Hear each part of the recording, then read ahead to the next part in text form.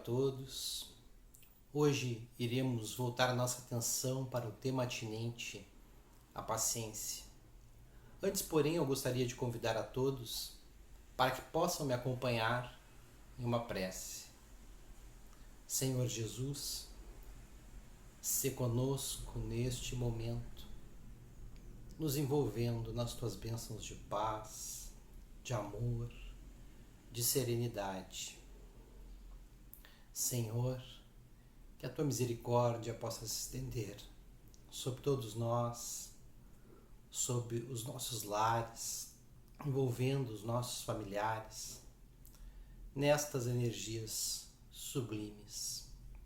Queremos te agradecer por tudo quanto a vida tem nos oferecido nesta encarnação, em termos de aprendizado, em termos de convivência amorosa com aqueles irmãos que nos inspiram e que nos ajudam a desenvolver o amor divino. Que assim seja. Então, o tema, a paciência. Hamed nos apresenta um conceito de paciência, nos dizendo que a paciência é o estado de alma em que a criatura não é atingida pelas inquietações ou irritabilidades porque se libertou das agitações do ego. Será que nós já nos libertamos das agitações do ego a ponto de não mais nos inquietarmos com nada, a ponto de não mais nos irritarmos com ninguém? É interessante que a gente reflita como está o nosso nível de paciência nas circunstâncias diárias que nos desafiam. Para tanto, eu proponho que a gente responda intimamente aos seguintes questionamentos. Nas minhas relações eu consigo ser um bom ouvinte? Consigo escutar sem me exaltar? Consigo escutar sem interromper o outro? Quando nós nos propomos a desenvolver esta escuta empática, esta escuta solidária, nós estamos sendo caridosos com os nossos irmãos porque permitimos que eles desabafem as suas dores, as suas angústias, as suas dúvidas existenciais. No entanto, nem sempre nós temos a paciência necessária para desenvolvermos bem esta escuta. Porque interrompemos, porque não deixamos o outro concluir o seu pensamento, quando não concordamos com a ideia, e isso já denota esse estado de agitação, de inquietação, de rebuliço interior, se extravasando através da nossa impaciência. Talvez alguns, nessas circunstâncias, respondam afirmativamente que sim, que conseguem ser bons ouvintes. Então, a estes nós propomos um segundo questionamento. Como você reagiria no dia de hoje se a sua esposa colocasse a você que os pais dela vão ter que vir conviver com vocês na mesma casa? Para muitos, o convívio com o sogro ou com a sogra é um verdadeiro desafio. Você ficaria irritadiço? Passaria a cultivar o azedume? Como você reagiria frente a essa situação? Extravasaria a sua impaciência, a sua irritação, a sua cólera em casos mais extremos? Nós sabemos que para outros conviver com o sogro e com a sogra não é tão desafiador e que eles afirmam que conseguem desenvolver a paciência nessas situações apesar das diferenças. Então, a estes nós proporíamos mais um questionamento. Como você reage a uma comparação que lhe rebaixa? Exemplo, nós reunimos a família para o almoço de domingo. Acordamos cedo, arrumamos o lar, nos esmeramos na preparação do alimento e durante o horário da refeição, alguém diz assim: o seu tempero até que é bom, mas o tempero do seu cunhado é muito melhor, é imbatível. Como nós reagimos a esta situação? Será que nós extravasamos a nossa irritação interior, atacando de alguma maneira o nosso semelhante, fechando a cara e acabando com o clima descontraído da reunião familiar? Talvez alguns respondam que agiriam pacientemente e que essa situação não os abalaria. Então a estes nós propomos mais um questionamento.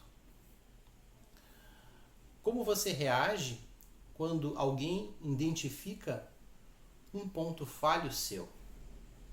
Alguém identifica uma imperfeição nossa e nos aponta essa imperfeição. Como nós reagimos? Contra-atacamos violentamente? Não raras vezes, quando alguém identifica um ponto falho nosso, nós temos essa tendência de querer identificar um ponto falho do outro para poder contra-atacá-lo ou feri-lo na mesma medida. Notemos que interessante seria se, ao invés de assim nós agirmos, que nós pudéssemos nessas situações agradecer o nosso semelhante, porque ele identificou talvez uma falha que a gente é portador e que até então a gente não tinha identificado, e a partir dali nós passássemos a nos empenhar para superar aquela falha, aquela imperfeição, aquele vício que muitas vezes efetivamente carregamos conosco. Mas nem sempre assim a gente consegue fazer. É interessante nós destacarmos que o Evangelho segundo o Espiritismo nos coloca que a paciência é uma forma de caridade. E a caridade ela deve ser um comportamento constante em nossa vida, e não uma prática isolada em circunstâncias aqui ou acolá. Nesse sentido, lembremos que a caridade, na forma de paciência, deve ser exercitada em primeiro lugar dentro do nosso lar. Quando nós entramos em contato com a doutrina espírita, com estes conhecimentos maravilhosos, nos deparamos no capítulo 9 com o item atinente à paciência, no item 7, nós buscamos desenvolver esta virtude junto aos nossos amigos, junto aos nossos colegas de trabalho, junto aos nossos vizinhos, junto aos nossos colegas de casa espírita. No entanto, quando nós regressamos ao nosso lar, nós relaxamos e nos tornamos invigilantes. E assim, nós extravasamos a nossa impaciência justamente com aquele que Deus colocou mais próximo de nós, o nosso familiar. Ali, muitas vezes, nós não exercitamos a mínima tolerância frente às adversidades que se apresentam. E assim, agindo muitas vezes, nós construímos barreiras no relacionamento com aquele que divide esta encarnação de forma mais próxima conosco. Nesse sentido, existe uma história narrada por Richard Simonetti que ilustra bem isso. E nos diz que dois irmãos haviam recebido de herança uma ampla e confortável casa de seus pais. E eles viviam muito bem, porque a casa era arejada, era ensolarada. No entanto, em determinado momento, estes irmãos têm um desentendimento.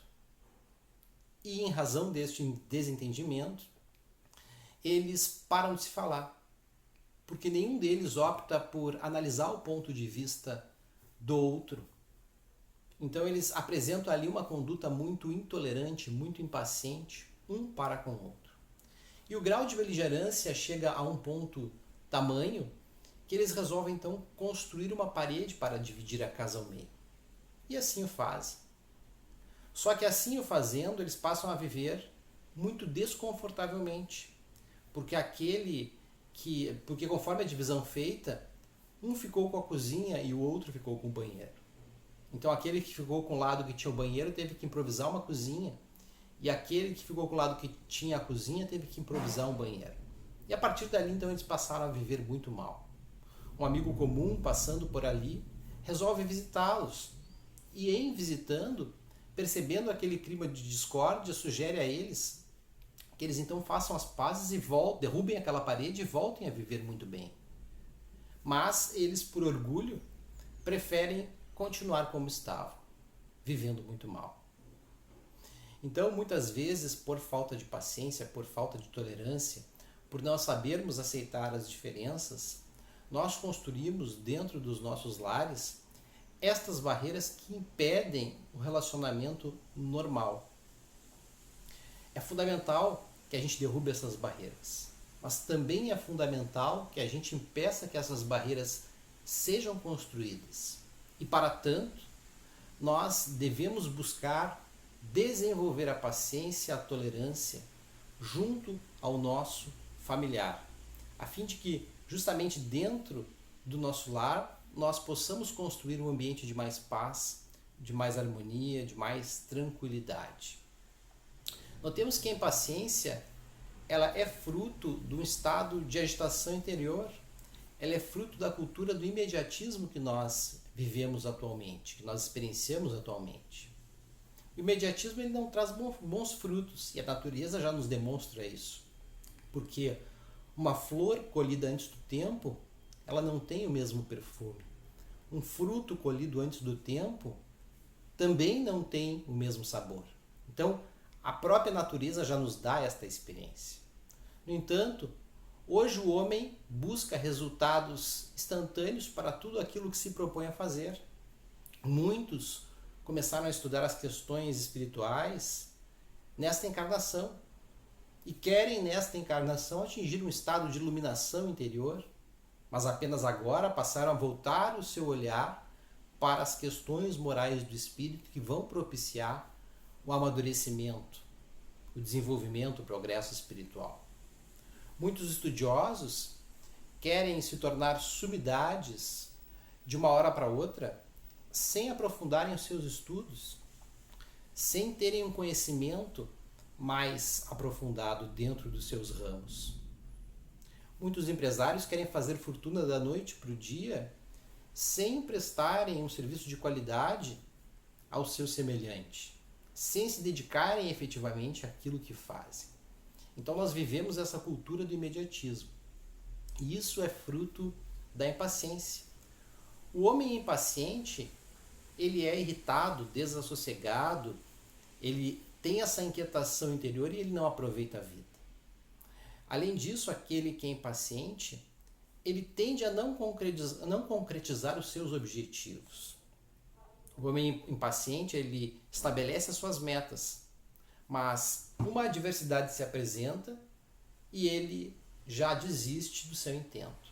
Então, disso a gente pode perceber que aquele que age impacientemente ou que tem esse comportamento impaciente, ele não é perseverante.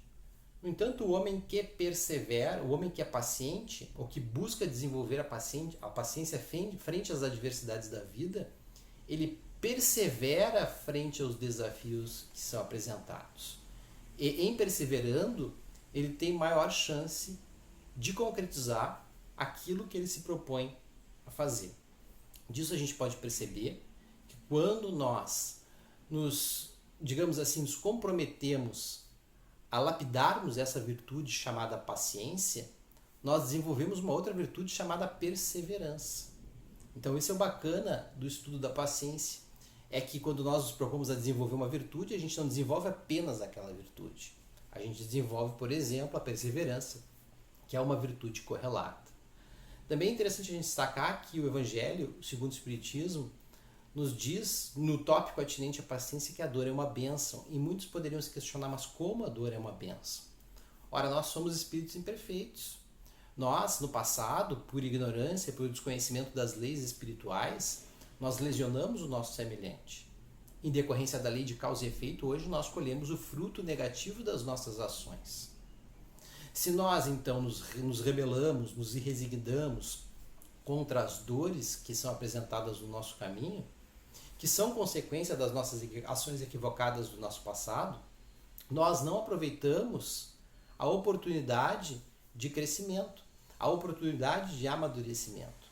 Então, aquele que sofre de forma paciente, de forma resignada, ele poupa séculos futuros de sofrimento, porque ele sabe que está expiando situações do passado. No entanto, notemos que paciência não é conformismo. Conformar-se é não fazer nada a respeito de algo, é ficar estagnado. O homem paciente é aquele homem que, frente às dores, frente às adversidades, vai esperar o momento certo para agir. Vai refletir antes de agir. Não vai agir no estopim, no impulso, porque quando nós agimos no estopim, no impulso, a consequência é que o resultado das nossas ações também não seja profícuo, também não seja bom para nós. Então é necessário que a gente se esforce para desenvolver esta virtude, para trabalhar esta virtude nas nossas relações, naquelas circunstâncias mais ásperas, mais difíceis do nosso dia a dia. A paciência pode nos ocasionar, a impaciência pode nos ocasionar grandes males. Nesse sentido, existe na literatura espírita um conto chamado O Conto das Moscas. Nessa passagem, que está na obra A Vida Escreve, Hilário Silva nos diz que Jerônimo, o benfeitor espiritual, transmitiu uma mensagem na reunião mediúnica dizendo o seguinte: que a impaciência é vício grave, é falta de caridade para consigo próprio, que o homem impaciente, muitas vezes, num pequeno gesto, pode dar cabo à própria vida. Os participantes daquela reunião recebiam essa mensagem e debatiam no final da reunião a profundidade daqueles ensinamentos. E Fraga, que participava daquele grupo, dizia que belos conselhos e ficava se repetindo isso. No dia seguinte, Fraga, que exercia a profissão de contador, se vê no escritório atarantado, entre livros contábeis, prazos estourando e um calor muito grande. E ele percebe que no ambiente havia uma pequena mosca, e que essa mosca testava sua paciência, porque volta e meia o bichinho pousava na sua careca. E aí então ele tenta, improficuamente, acertar um tapa ou outro tentando pegar a mosca e não consegue. Mas, lá pelas tantas, irritado, inquieto, desassossegado, ele percebe que a mosquinha pousa pela 20ª vez na sua calva e dá um forte golpe contra si próprio. E frente a esse forte golpe, ele tonteia e cai ao chão. Minutos depois, ele estava desencarnado. Passa-se um tempo e Fraga desperta. Desperta no plano espiritual, no regaço de Jerônimo. E ele se espanta, porque começa a tomar acordo de si, a dar-se conta do que se passava consigo próprio. E Jerônimo diz a ele assim: você já está desencarnado há 2 meses, mas apenas agora começa a se dar conta. Você foi avisado sobre os malefícios da impaciência, mas caiu no conto das moscas. E Fraga, muito preocupado com a sua situação atual, pergunta a Jerônimo: mas e agora o que será de mim? E Jerônimo diz assim: já levei seu caso aos nossos maiores. Suicídio indireto, meu amigo. Suicídio indireto sem nenhuma razão de ser. E você ainda tinha mais 11 anos dentro do seu planejamento reencarnatório. No entanto, levei o seu caso aos nossos maiores. E pela vida reta que você levou, você não vai ser guindado às regiões abismais. Mas também não tem condições de se elevar. Então você vai ficar aqui, nesta enfermaria. E Fraga pergunta a Jerônimo: ficarei aqui nessa enfermaria fazendo o quê? E Jerônimo então coloca ele: aprendendo a desenvolver a paciência. Então essa pequena história narrada por Hilário Silva na obra A Vida Escreve nos mostra o quão mal um comportamento impaciente pode nos trazer, a ponto de, em algumas circunstâncias, ocasionar inclusive o desencarne indireto. Mas além do malefício que a impaciência nos causa, a impaciência também causa malefícios ao nosso semelhante. Nesse sentido, havia um menino que tinha um comportamento muito explosivo, muito violento, muito irritadiço. E que o pai, percebendo aquele traço comportamental, resolve adotar a seguinte estratégia pedagógica. Ele pega um grande saco de pregos e um martelo e dá de presente ao filho. E sugere a ele que todas as vezes que ele estivesse prestes a explodir com alguém, que ele, ao invés de assim o fazer, que ele colocasse um prego atrás da porta, que ele pregasse um prego atrás da porta do seu quarto. E o menino, no primeiro dia, prega 39 pregos. Mas com o passar do tempo, este menino começa a observar o seu comportamento e começa a domar aquela tendência impulsiva, aquela tendência violenta que se extravasava, a cólera que se extravasava através da sua impaciência. E começa a diminuir a quantidade de pregos que ia pregando diariamente. Passam-se 2 anos e esse menino então espera o pai chegar em casa. E conta-lhe então a novidade que naquele dia, o dia todo, ele não havia pregado nenhum prego. O pai então, a partir dali, propõe ao menino um desafio, que todas as vezes que ele conseguisse se controlar durante um dia inteiro, que ele retirasse um prego. E passam-se mais 2 anos e meio e o menino consegue retirar todos os pregos da porta. Ele espera novamente o pai para contar a vitória. E o pai então pega o menino pela mão, leva o menino até o quarto e diz assim: meu filho, eu percebo que você tem buscado se controlar frente às circunstâncias que o deixam irritado. No entanto, perceba as marcas que existem nessa madeira. Todas as vezes que você se impacienta e extravasa a sua impaciência violentamente contra o seu semelhante, você deixa marcas. Você pode insultar alguém e retirar este insulto, mas as marcas ficam no nosso semelhante. O menino, percebendo a profundidade da lição do pai, a partir dali se empenhou ainda mais para superar aquele comportamento impaciente, aquele comportamento colérico. Então disso nós percebemos que a impaciência ela pode ocasionar grandes malefícios não somente a nós, mas ao nosso semelhante. E que, portanto, nós devemos nos empenhar para conquistarmos ou lapidarmos essa virtude, porque assim o fazendo, nós adquirimos mais paz, mais tranquilidade para analisar as situações, os desafios do nosso cotidiano e, consequentemente, mais harmonia interior, mais temperança. Isso nos traz um reflexo também a nível de saúde física, a nível de saúde mental, que serão muito salutares e muito proveitosos para nós. Então, que nós possamos nos empenharmos para desenvolver essa virtude.